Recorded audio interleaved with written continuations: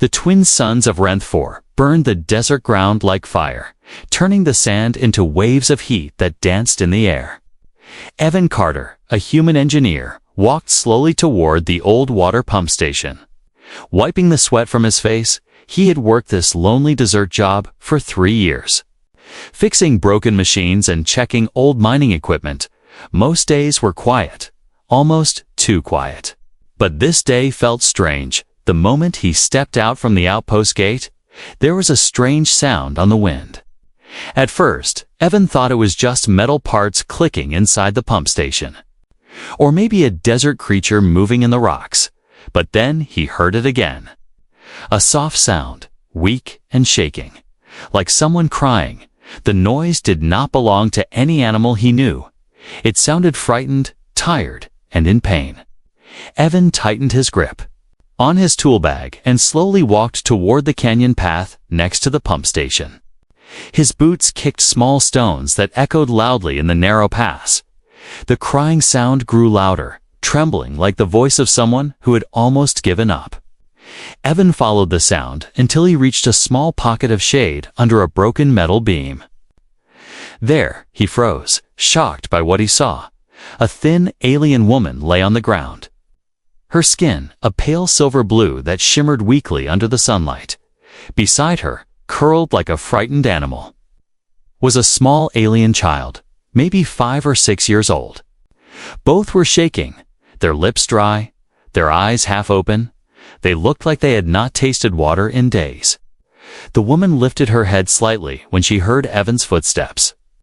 Her eyes were large and bright, but filled with fear. She whispered something in a soft voice, the words breaking apart like glass. Water. Please. Water. Evan's heart tightened. The desert of Ruthless was unforgiving, and dehydration killed faster than any weapon. He quickly opened his canteen and held it out to her. The woman grabbed it with weak hands and took small sips, then helped the child drink too. The child's eyes opened wider, full of confusion and hope at the same time. But before Evan could say anything, the woman forced herself to sit up. She looked over the canyon wall, her breath shaking. Then she whispered one word with all her strength. Bandits. Evan slowly turned his head toward the horizon. At first, he saw nothing but sand and stone. Then a cloud of dust rose from the far side of the ridge. When the sun hit the dust, he saw shapes moving inside it, fast-moving shapes. Hover bikes, at least 6 of them, racing toward the canyon like hungry animals. Evan felt his stomach twist. He knew who they were before he even saw their flags. The Red Fangs, the most violent raider gang on Ruthless, known for burning villages and hunting refugees. If they found this woman and child, they would not leave survivors. For one long moment, Evan stood still, thinking he could walk away and pretend he saw nothing. He could return to the outpost and warn them about the bandits. He could save his own life. But when he looked at the mother holding her child close, something inside him refused to walk away without another thought. He grabbed the woman's arm gently. "You need to stand," he said, trying to keep his voice calm. "I have a truck. We need to go now." The woman struggled to her feet, the child clinging to her. Evan supported her with one arm and hurried toward his supply truck hidden behind the pump station. The engines of the hoverbikes grew louder, like thunder chasing them. Just as Evan pushed them into the back seat of the truck, the first hoverbike appeared on the ridge above them. Its rider held a long rifle and pointed it straight toward Evan. The gang's Red Fang emblem glowed on the bike, 2 sharp teeth painted with old blood. Evan jumped into the driver's seat and slammed the door shut. He started the engine, and the truck jerked to life with a rough growl. The bandits shouted, firing shots that cracked the air and bounced off the rocks. Evan pressed the accelerator, and the truck shot forward onto the dusty path. The hoverbikes roared behind him like metal wolves. The child's frightened cry filled the cabin. The woman tried to cover her child with her arms, whispering words Evan did not understand. Evan drove faster, his hands shaking as he pushed the truck to its limit. The red fangs were gaining on them. Dust and smoke rose behind the truck as Evan took a sharp turn into a rocky passage. The bikes fired again, sparks flying off the metal of the truck. Evan gritted his teeth, heart pounding. He had no idea who this alien woman was. He had no idea why the red fangs were hunting her. But he knew one thing with complete certainty. He could not let the bandits take her or the child. Not today, not ever. As the truck raced deeper into the canyon, Evan realized he had crossed a line he could never step back from. He had chosen to protect them, and now the red fangs would not stop until someone's blood touched the sand, and Evan Carter was ready to fight. Even if he had to face the whole gang alone, Evan Carter kept his hands tight on the steering controls. As the supply truck bounced over the rough desert ground, the engine growled like an angry animal, struggling against the heat and the weight of the sand. Behind him, the red fang hoverbikes screamed like metal insects. Closing the distance with frightening speed, inside the truck, the alien woman held her child close. Her breathing sharp and fast, her silver blue skin glowed softly under the dim cabin lights, making her look like she belonged to another world entirely. The child, Loom, pressed his small hands over his ears, trembling with every gunshot that echoed through the canyon walls. Evan didn't look back. He didn't need to. He could feel the danger behind him like a burning shadow. He only kept his eyes on the unstable road ahead, where every turn could decide if they lived or died. Dust rose behind the truck like a ghostly trail, guiding the bandits straight to them. The hoverbikes were light, fast, and built for hunting. Evan's truck was heavy and old, meant for hauling metal and water drums, not for running from killers. But it was all he had, and he was not giving up. A bright red laser shot past the window, cutting a glowing line into the rock wall beside them. The sound made the child cry out, his voice thin and scared. Sarah, the alien woman, wrapped her arms around him and closed her eyes in fear. "Hold on," Evan said through clenched teeth, his voice rough but steady. He turned the truck sharply toward a narrow passage hidden between two tall stone pillars. The truck almost tipped from the force, metal groaning loudly, but it slid through the gap just in time. Two of the hoverbikes crashed into the pillars, sparks exploding as the riders were thrown into the dust. Evan kept driving without slowing down. He wished that would be enough to stop the chase, but he knew it wasn't. The red fangs never gave up until they had what they wanted. And right now, they wanted Sarah and her child. He risked a quick glance in the mirror, for hoverbikes still followed, weaving through the canyon path with deadly speed. Their red fang symbols glowed in the harsh sunlight, like the warning marks of predators. Sarah finally spoke, her voice still weak but stronger than before. "They will not stop," she whispered. "They want us because of what my tribe guarded." Evan frowned. "What did you guard?" he asked as the truck rattled over broken stone. "A well," Sarah answered, her voice shaking. A sacred well that held water with the energy of life stones. Evan didn't fully understand, but he understood enough. Water on Renth 4 meant survival, control, and power. If her tribe protected something like that, the red fangs would hunt them to the last breath. Another laser shot hit the back of the truck, making it jolt hard. The metal sizzled with heat, and a small fire started near the rear vent. Evan grabbed a fire blanket from under the seat and threw it backward, smothering the flames. "We are not going to make it to the outpost," Evan said, his voice low and honest. "It's too far, and these bikes are too fast." Sarah looked toward the floor, holding Loom tighter. "Then where will you take us?" she asked. Evan swallowed hard before answering. "There's a place I found while exploring years ago. A place the red fangs avoid because the path is dangerous. If we reach it, we might survive." Before Sarah could respond, the truck shook violently as one of the hoverbikes rammed into the side. The impact sent the truck skidding across the sand, nearly crashing into a rock wall. The child screamed, and Sarah cried out in fear. Evan fought the steering controls with all his strength, forcing the truck back on track. Another bike approached the left side, its rider raising a hooked chain weapon. The chain whipped forward, catching the side of the truck and tearing a long slice into the metal. Evan slammed the brakes suddenly, causing the bike to shoot ahead before twisting out of control and crashing into a boulder.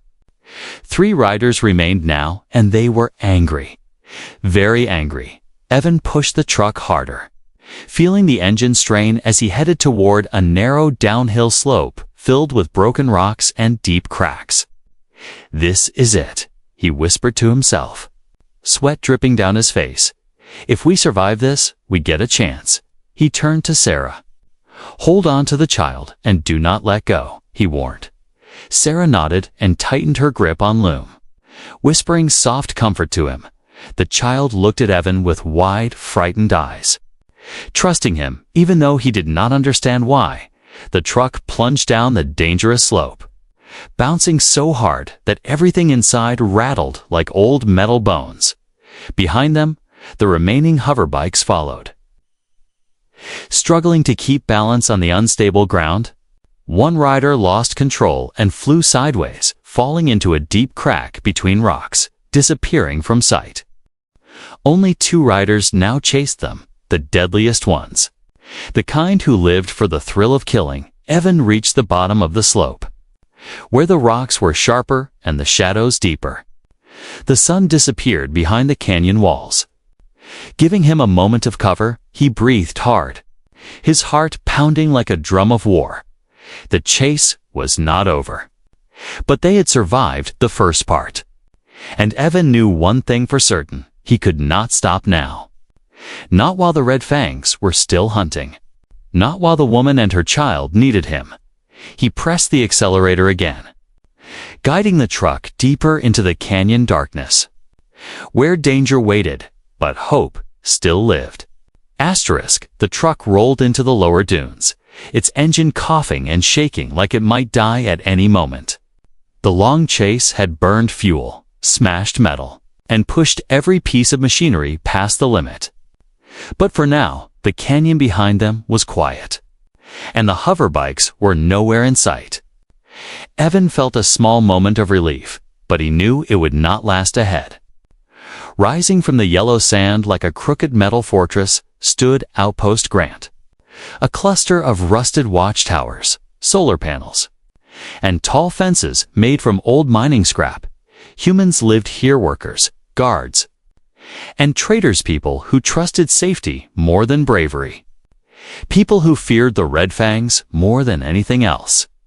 Sarah watched the outpost through tired eyes, her arms still wrapped tightly around Loom. Her breathing was steady, but Evan could tell she was preparing for the worst. The child whispered something in his own alien language, his small fingers twisting in Sarah's clothing. Evan turned slightly toward her, speaking gently. "This place. It should be safe," he said. "We can get you water, medicine, maybe even a ship to take you away." Sarah looked at him with doubt. "Will they help us?" she asked softly. Evan didn't answer immediately. He hoped they would. He wanted to believe it. But a part of him knew humans were unpredictable, especially when danger circled the horizon. The truck rolled through the heavy front gate, guards lifting their rifles in surprise when they saw the damaged vehicle. The gate shut behind them with a loud metallic slam, cutting off the desert winds. Evan parked near the main building and stepped out, waving his hands to show he was not a threat. A tall man in a brown uniform approached, his boots hitting the steel ground with loud steps.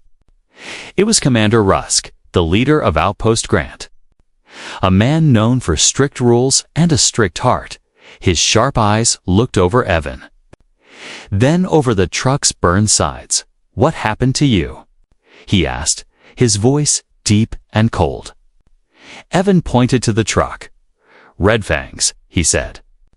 "They chased us from Canyon Ridge." Rusk's expression darkened. "You brought trouble to my outpost," he said slowly. You know what the Red Fangs do when they track prey into a settlement? Evan took a breath, choosing his next words carefully. There's a woman and her child in the truck, he explained. They were dying in the canyon. The Red Fangs were hunting them. Rusk's eyes narrowed. A woman? He repeated, a child. His tone was not warm, not curious, only calculating. Evan nodded.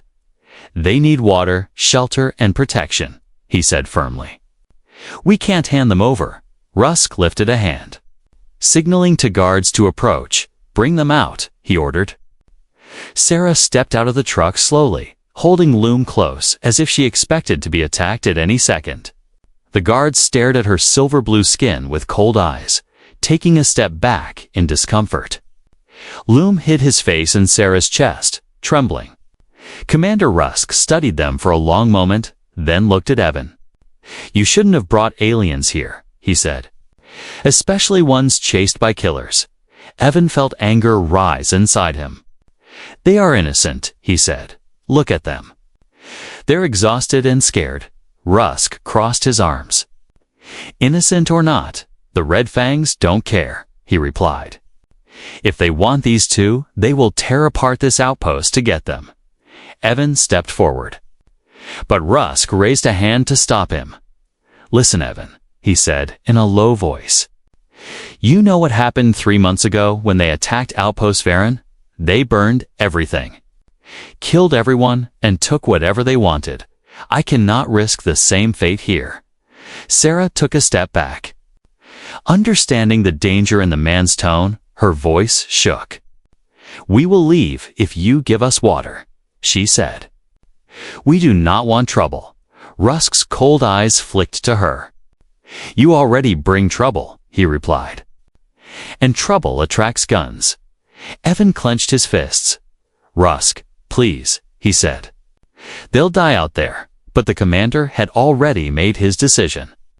He motioned to his guards. Escort them outside the gate, he ordered. Give them 1 can of water and send them away. Evan's eyes went wide with disbelief. You can't, he said, stepping between the guards and Sarah. Rusk's expression hardened. If you interfere, Evan, you will be removed from the outpost, he warned. Do you understand? Evan stared at him, anger boiling in his chest. Rusk was afraid, and fear made men cruel. But before Evan could react, a loud alarm wailed across the outpost. A guard shouted from the tower, Hoverbikes, 6 of them, approaching fast. Evan's blood ran cold. The Red Fangs had already caught up. Us. Face turned pale. Get those gates fortified? He barked everyone inside. But instead of taking Sarah inside, 2 guards grabbed her arms. Trying to drag her back toward the gate they planned to throw her out of, Evan acted without thinking. He shoved the guards away, grabbed Sarah's hand, and pulled her toward the back of the supply yard, this way. He shouted, We have to go now. Rusk yelled after him, Evan, stop. But Evan didn't stop. He had seen enough. Humans could betray, just like bandits. And he would not let fear decide the fate of a mother and child. As the alarm screamed and the Red Fangs closed in, Evan led Sarah and Loom through a narrow maintenance tunnel behind the outpost. The ground shook with the sound of approaching hoverbikes, the air filled with panic and shouts. Evan didn't look back. He guided them into the shadows. Deeper into the abandoned tunnel, leaving the outpost, the betrayal, and Commander Rusk behind in the darkness. Loom squeezed Sarah's hand and whispered softly. Evan did not understand the words, but he understood the meaning. They trusted him, and he would not fail them. Not now, not ever. The maintenance tunnel behind Outpost Grant sloped downward like the throat of a forgotten creature. Cold air drifted through the narrow passage, carrying the smell of old metal, dust, and still water. Evan moved fast, guiding Sarah and Loom with one hand while keeping his flashlight tight in the other. The sounds of chaos faded behind them, the screams, alarms, and hoverbike engines becoming distant echoes swallowed by stone. Sarah walked with slow, careful steps, her breath trembling as she carried Loom close. The child held onto her collar, his small glowing eyes watching the dark with quiet fear. Evan glanced back at them often, checking if they were okay. "Not far now," he said in a steady voice, though he himself was not sure. He only knew where he needed to go, deep into the canyon, to the old mining path he had found years ago. A place even bandits avoided. The tunnel opened into a wider cavern, its ceiling high and cracked like the shell of a giant egg. Strange blue light glowed from the walls, faint at first, then brighter as they walked deeper. The light shimmered in smooth patches across the stone. Like frozen lightning trapped inside the rock, Sarah stopped walking for a moment, staring at the glowing stones with wide eyes. "These," she whispered, stepping forward and touching one gently. "These are lifestones." Evan raised his eyebrows. "You said your tribe protected something like this," he said. Sarah nodded slowly. "My people carried small pieces of these stones in our clothing. In our tools," she explained, "but a place with this many. This is rare." The cavern hummed softly, as if the stones themselves breathed. Loom reached out his small hand and touched one of the glowing patches. The stone flickered brighter under his fingers, pulsing like a heartbeat. Evan stared, surprised. "Does it react to him?" he asked. Sarah hesitated before answering. "Yes," she said quietly. "The stones recognize his energy." Evan didn't know what that meant, but he felt the weight of the truth behind her words. A low rumble echoed through the cavern, making dust fall from the ceiling. The Red Fangs were above the tunnels now, their engines shaking the ground as they searched. Sarah flinched at the sound, holding Loom close. "We must keep moving," Evan said quickly. "They will find the tunnel entrance soon." They continued through the cavern, stepping carefully over broken mining rails and rusted equipment. At the far end, a narrow path led into an old mining tunnel, its entrance reinforced with half-collapsed beams.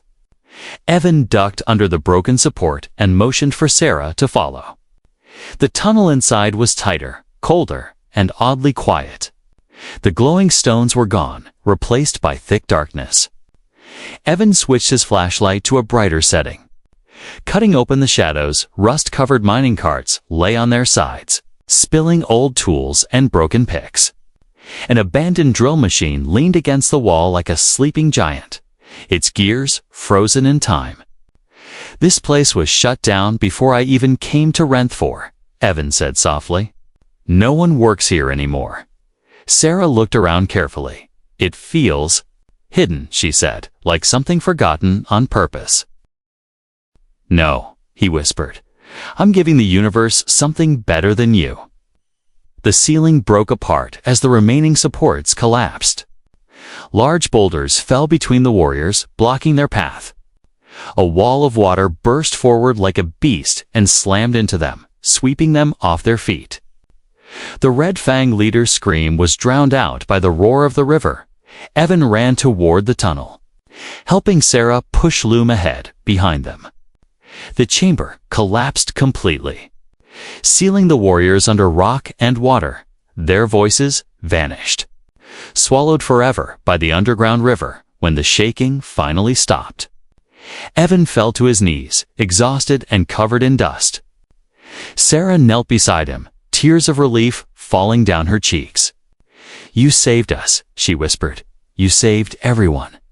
Evan breathed slowly, his chest burning. "I just did what humans do," he said softly. "We fix what others break." Loom touched Evan's hand, his small fingers warm and gentle. The child whispered something that Evan didn't understand, but Sarah translated through a trembling smile. "He says, you are family now." Evan felt something warm fill his chest, a feeling stronger than fear, stronger than danger, stronger than the Red Fangs. Hope. He stood slowly and looked back at the sealed chamber. The river inside would someday reach the surface. It would bring water, life, and freedom to people who had suffered under the red fangs for years, a secret gift born from danger. Protected by a human, discovered by a child. Evan placed a hand on Sarah's shoulder. "We'll find a new place," he said. "A safe place." Sarah nodded. Loom held their hands tightly. Together, they walked deeper into the tunnel, leaving behind the ruins, the warriors, and the past.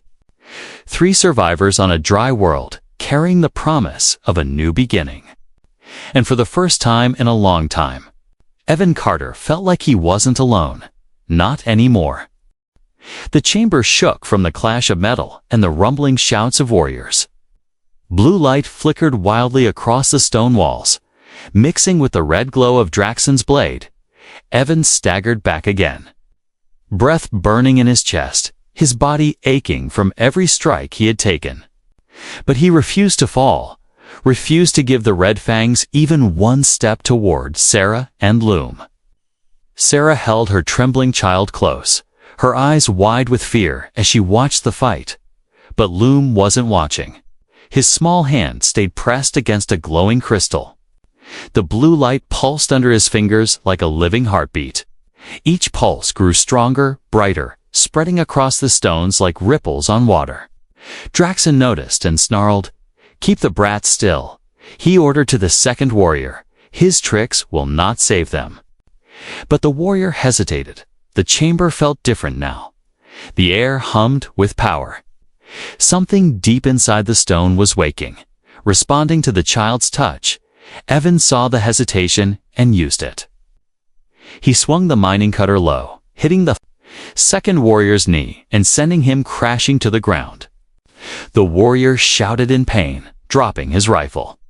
Evan kicked the weapon deeper into the shadows where no one could reach it. Draxon roared with anger and charged forward. His blade carved a burning arc through the air. Evan ducked, the heat of the blade singing the hair near his ear. He rolled across the ground, grabbed an old toolbox, and threw it at Draxon's faceplate. The box smashed into the visor, cracking it. Draxon roared louder. Blinded for a moment, a pulse of blue light suddenly blasted through the chamber again. Brighter than before, the crystals high above flickered like stars waking from a long sleep. Dust fell from the ceiling in soft clouds as the entire mine seemed to breathe with the energy. Sarah gasped and grabbed Loom's shoulders, trying to pull him away from the stone. "Loom, stop," she whispered, her voice trembling. "You will hurt yourself." But the child shook his head. His hands pressed harder against the stone. His glowing eyes looked not afraid, but determined. He whispered something in his own language, and the crystal beneath him flared like a rising sun. Evan felt the shockwave before he saw it. A wave of warm blue energy rushed through the chamber and hit Draxon directly. The warrior stumbled, shielded his face, and crashed into the drilling platform with a loud metallic crack. For the first time, Draxon looked unsure. The blue light frightened him. It was something he could not understand, something he could not cut with a blade. "What is this?" he growled. "What power does the child hold?" Sarah stepped in front of Loom protectively. Her voice was soft but strong. "It is not power," she said. "It is life." Evan looked at the glowing floor beneath them. The stone pulsed like a heart. He felt warmth rising from it, not dangerous, but gentle. He realized something that made his breath catch in his throat. "There's water down there," Evan whispered. "I can feel it. The ground is warm and alive." Sarah nodded quickly. "My people's gift," she said. "They feel the energy of lifestones, and lifestones guide us to water." Evan stared at Loom with new understanding. The boy wasn't just reacting to the crystals. He was calling them, waking them. And the stones were answering. Draxon pushed himself up from the platform, fury shaking his voice. "I don't care about your magic stones," he growled. "I came here for blood." He charged again, faster than before, his rage giving him speed. Evan barely lifted the cutter in time, blocking the downward strike. The two weapons clashed, sparks flying like fireflies in a storm. Evan felt his arms go numb. Draxon's strength was overwhelming. He pushed Evan back across the stone floor, closer and closer to the crystal pool of light. Sarah cried out in panic. "Evan!" Loom stepped forward, confused and scared. He reached toward the stone again, but this time, something deeper reacted. The ground trembled under their feet. A crack appeared near the drilling platform, glowing bright blue from within. Water, real water, pressed beneath the stone like a giant heartbeat. Evan felt his foot slide as the ground shifted, but he used the motion to twist his body, swinging the mining cutter into Draxon's shoulder. The blade scraped against armor, cutting through the straps and breaking part of the plating. Draxon roared in fury and stumbled backward. At that moment, a deep rumbling echoed through the chamber. The crack widened under Draxon's boots. Blue light poured out like mist. Swirling around his legs, he tried to jump away, but the stone beneath him crumbled. There was a sharp sound, a crack, like breaking ice. Then a burst of water exploded upward in a shining blue stream. It hit Draxon directly, knocking him off his feet and slamming him into the rock wall with a brutal thud. The warrior collapsed, his blade slipping from his hand. The chamber fell silent, except for the sound of the newborn water rushing across the stone. Evan stood frozen, breathing hard, watching the underground river spill into the chamber. Sarah held Loom close, tears in her eyes. "You saved us," she whispered to Evan, "and he saved us too," she added, looking at her son. Evan stepped forward. Touching the water gently, it was cool, fresh, alive. A miracle in the dry planet of Ruthless. "This changes everything," Evan whispered. "A hidden river. Life for an entire colony." But as the waters spread across the floor, something else stirred in the shadows. A voice echoed from the tunnel behind them, cold and furious. "You may have beaten Draxon." The voice growled, "But the Red Fangs are not finished." More footsteps approached, heavy and close. The next wave of danger was already coming. And Evan knew the fight was far from over. The newborn river rushed through the chamber like a living creature, its blue glow lighting every crack and shadow. Evan stood between Sarah, Loom, and the rising water, breathing hard, his hands shaking from battle and exhaustion. The underground world had changed. The mine had changed. Even the air felt different now. Alive and full of energy, but the danger had not ended. The footsteps from the tunnel echoed closer, louder, heavier, filled with anger. Evan wiped sweat and blood from his face. Lifting the mining cutter again, his arms were weak. But his resolve was stronger than iron. Sarah stood behind him, pulling Loom away from the rushing stream, her eyes darting through the shadows.